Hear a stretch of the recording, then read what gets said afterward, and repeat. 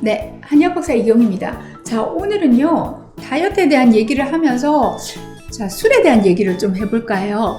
사실 진료실에서 만나는 남성분들과 상담을 하다 보면 이 술 문제가 걸리지 않는 분들이 거의 없으세요. 그럼 한결같이 하시는 얘기들이 본인이 술배가 나왔다고 말씀하시면서 항상 어쩔 수 없이 마셔야 되는 상황을 저한테 이제 설득하시기 시작하세요. 저는 아직도 우리나라에서 사업을 하기 위해서는 또는 회사 다니실 때 얼마나 접대 문화가 많은지를 환자분들한테 여실히 배우고 있는데요. 어떤 분들은 일주일에 매일 술을 드셔야 되는 상황에 노출돼 있어요. 술을 과다하게 마시면 술이 지방으로 변할까요? 자, 이 문제에 대해서 한번 생각을 해볼게요. 먼저 칼로리 문제를 살짝 짚고 넘어가 보겠습니다. 탄수화물은 그람당 4칼로리 정도 우리 몸에서 에너지원으로 쓰이고요. 그 다음 지방은 9칼로리 정도죠. 근데 이 술은요, 그람당 한 7칼로리 정도 돼요. 자, 그러면 어떻게 보면 지방을 우리가 왜 고칼로리 음식이라고 얘기를 하거든요. 술도 적지 않는 고칼로리 식품이라고 할 수가 있습니다. 자, 그런데요, 이렇게 말하면 어떤 분들이 나름 공부를 하고 오셔서 저한테 반격을 하시는 경우들이 있어요. 선생님, 술을 마셔도 그 분해되는 알코올은 지방으로 저장이 안 된다고 하던데요? 라고 저한테 반격을 하시는 경우가 있죠. 맞는 얘기입니다. 이분은 공부를 좀 하신 분이에요. 알코올은요, 우리 몸에서 지방으로 다이렉트로 변화하지 않습니다. 근데 이 술을요, 알코올을요, 엠프티 칼로리라고 그래요. 이 자체가 아까 그람당 7kcal라고 말씀을 드렸잖아요. 7칼로리의 열량을 가지기 때문에 열량을 가진다는 건 우리 몸에 들어오면 얘가 에너지원으로 설치되기 시작한다는 얘기예요. 어쨌든 써야 되는 것들이거든요. 그런데 뭐냐면 영양소는 하나도 없어요. 그래서 알코올 자체는 완전히 영양소 제로의 그냥 칼로리 덩어리라고 보시면 되는데요. 얘 자체가 우리 몸에 들어와서 지방으로 저장되지는 않지만 이 고칼로리의 영양소를 에너지원으로 쓰기 위해서 우리 몸에 들어오는 단백질, 당분, 그리고 지방을 저장하게 되는 거죠.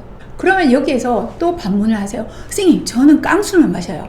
그래서 안주는 절대 안 먹고 술만 먹어요. 그러면 괜찮지 않을까요? 좀 고민이 되는 부분이 있습니다.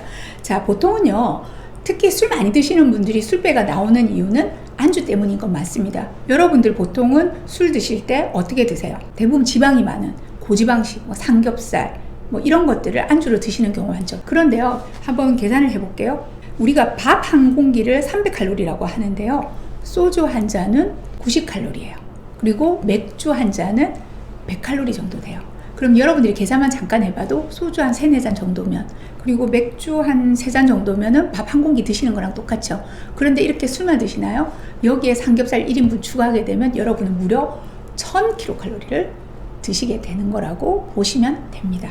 자, 어마어마하죠. 그럼 앞서 말씀드린 분 같이 그러면 저는 깡술만 먹어서 몸을 보호하겠다. 실제 술을 정말 좋아하시는 주장들, 그리고 그 술 음주의 고수분들, 그리고 조금은 안 좋은 케이스지만 알코올 중독에 빠지신 분들은 대부분 안주는 별로 안 드세요. 그냥 술만 계속 드시는 경우들이 있는데요. 자, 이것조차도 좋지는 않습니다. 분명히 문제가 심각하게 오게 되는 거죠. 뭐냐면 알코올 자체가 엠프티 칼로리이기 때문에 전혀 식사를 안 하고 술로만 칼로리를 채우는 단계에서 뼈는 약해지고 근육은 소모되고 여러 가지 영양장애가 오게 되면서 간이나 여러 장기들이 손상을 입게 됩니다. 자, 이런 과정을 계속 반복하다 보면 몸의 신진대사는 떨어지고 세포 손상은 진행이 되고 만성염증 상태로도 가게 되는 거죠. 그렇기 때문에 어떤 식으로든 과도한 음주는 여러분들이 안주를 먹든 안 먹든 몸에 해가 될 수밖에 없다는 거죠. 더구나 술을 마시는 시간도 한번 말씀드려봐야 될 것 같습니다. 자, 아침부터 술 마시는 분들 거의 없죠. 여러분들 술 주로 언제 드세요? 밤늦게. 밤에 만나서 또는 저녁 식사 시간부터 시작해서 쭉 길게 드시게 되는데요. 이 밤의 시간은 한방에서 말하면 음기가 왕성해지는 시간이에요. 이 부교감신경계나 음기가 왕성해져 있다는 건요, 들어오는 영양소를 저장하는 시간대라는 거죠. 에너지를 소모하는 시간대가 아니라 에너지를 지방으로 저장하고 몸이 이렇게 다운돼주고 정리되는 시간이고 안정되는 시간이라고 보시면 됩니다. 그리고 술 드시면 어때요? 나가서 열심히 운동하시나요? 대부분은 취해서 들어오셔서 곧바로 주무시죠. 이 과정에서 몸에서는 차곡차곡 지방으로 같이 들어온 영양소들이 굉장히 많이 쌓이게 되고 술 또한 그 높은 칼로리들이 소모되지 못하고 그대로 남아있게 된다는 거죠. 그런 면에서 음주가 잦으면 잦을수록 여러분들의 배는 점점 술배로 변하게 됩니다. 이 술배라는 건요, 바로 복부 비만의 다른 이름이에요. 특히 술로 인한 복부 비만을 가져온 경우에는요, 지방간을 동반하는 경우가 아주 흔하게 됩니다. 자, 한두 잔 정도 마시는 술, 생활의 활력소도 되고 스트레스 해소도 되고요. 저도 권할 만하다고 봅니다.